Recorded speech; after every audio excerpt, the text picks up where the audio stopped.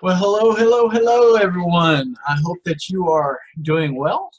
As always, good morning, good afternoon, or good evening, just depending on when you're watching this video.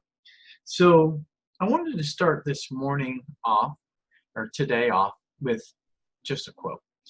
And this quote is by Charles Buxton, and it says, "You will never find time for anything if you want time, you must make it." Again, you will never find time for anything. If you want time, you must make it. We only have 24 hours in a day. We cannot change that. What you do at that time is up to you. You know for a fact that you got to sleep for 8 hours, for example, all right? And so that gives you roughly 16 hours to do what you need to do.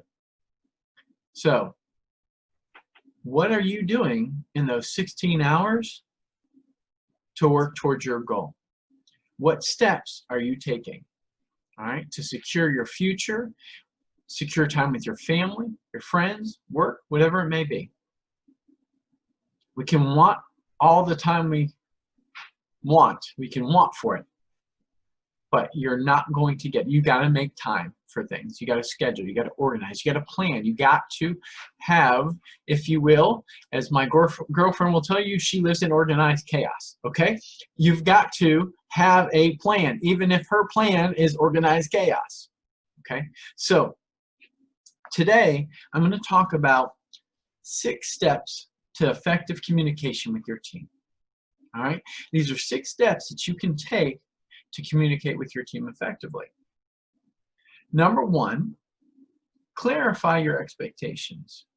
As you assign a task, make it clear that you need a high standard of work completed and a time frame in which it must be done. Don't be ambiguous when it comes to what you're asking of people, all right? In other words, be extremely clear. Make things clear from the beginning and ensure people know what to do if they have issues or questions. If, for example, they should be checking in or addressing queries with their team lead or with a manager as directed. Be abundantly clear. You've got a mission assigned to them, a task, a responsibility. What is it exactly they're going to have to do? A, B, C, D, whatever it may look like. Number 2, give a purpose. This is the why.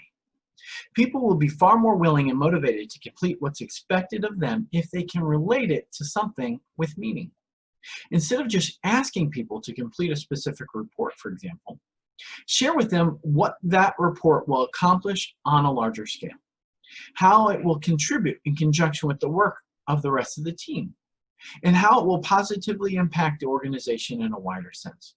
Look, there are different formats for each individual, all right? So you have a high D who is very direct and decisive. You have an I who is an initiator, who is constantly wanting to talk and associate with everyone. You have an S for stability, and you have a C for clarity or for, conviction. So you have different aspects of a type personality, and that's just some of the words, explanations of a DISC assessment. There's many different ways you can look at it. So when you're communicating with someone who is a D, who is just give me the outline and tell me if it's going to be accomplished by this time. All right, so that way they can get their plans in motion on how to best get it done. If they're an I, there's going to be a whole lot more to the fun involved around it, the amount of communication going on with it. If they're S, their stability, what are these reasons that we're doing this, all right, and how is it going to impact me and those who are around me, my friends, family, colleagues, whatever that may be. See, they want the explanation of from A to Z on what that purpose is and why. All right, so as you're communicating with your team, if you don't know what personality style they are, reach out. I'd love to be able to help you.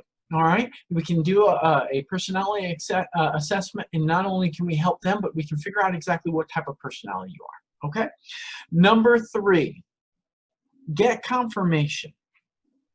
and give confirmation.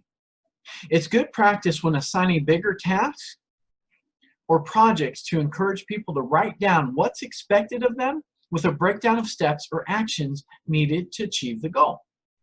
Get confirmation. They understand what's going on. Give confirmation. I understand what you're going to do, and as you give me this information, this is what's going to happen. Okay? Number 4, follow up. Oh, let me step back. All right. Number 3, this is not only helpful in the sense for get confirmation, give confirmation, that it will help people commit to and be motivated to complete goals, but it also further ensures you remain on the same page, right? And have a solid plan of action moving forward. So there are various tools that you can use to keep track of your goals and progress being made. One of the mentors that I listen to is big on Trello. I love using Evernote. There is Google Drive that you can use to share and collaborate. There's so many different platforms and tools you can use to communicate. Going to number 4 again. Follow up. Casually follow up after a few days. And of course, there's a fine line between keeping people on task and micromanaging. All right? Be careful where we draw the line. And it's absolutely important to acknowledge this. It's not necessary to be on people's back constantly. So know where that fine line is.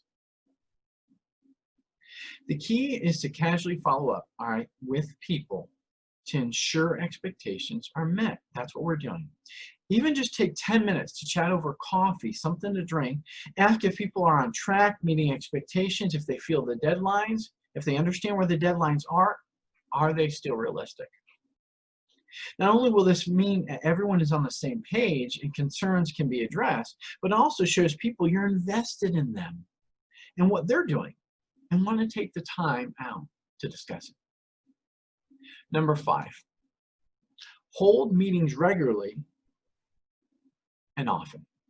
So have regular, perhaps whether it be bi-monthly, bi-weekly meetings for the team to keep a two-way conversation going and flowing and ensure that the communication that you want is happening, but it isn't just something that happens when you assign a task or projects, all right? So you're kind of setting expectations through this, all right? So you want to set clear goals during these meetings for the team and break them down into goals for individuals so that everyone knows both exactly what they're working towards and the practical steps to get there. Okay, so holding meetings, that could be, if you're on a team, holding a meeting. If you are self-employed, it may be 15 minutes for you to kind of evaluate how your day is going, how your week is going.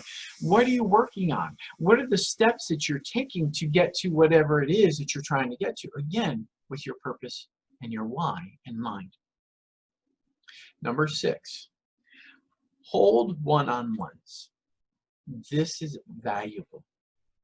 Having solo conversations around progress can keep you on the same page as your team and make sure that once initial expectations have been set, the conversation remains open and opportunity for any discussion needed is absolutely there.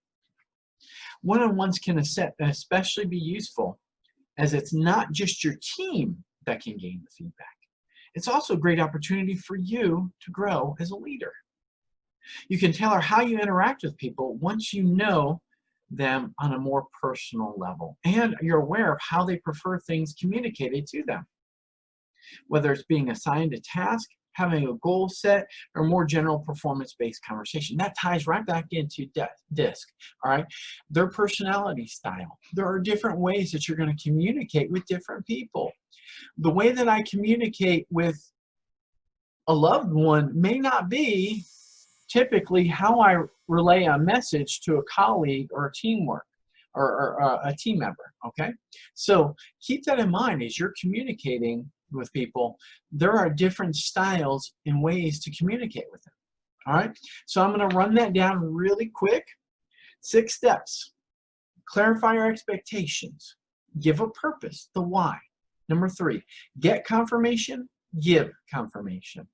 Number 4, follow up. Number 5, hold meetings.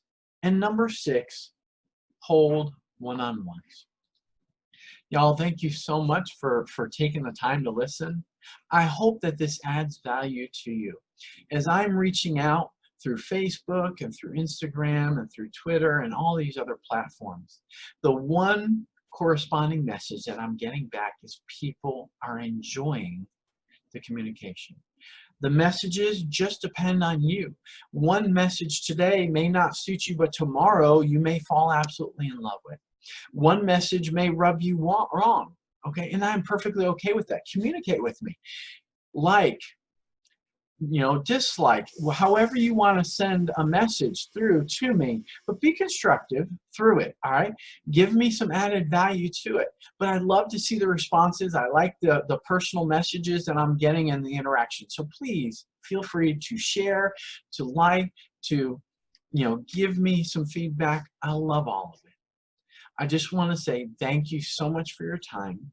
Until the next time we talk, be well, be blessed,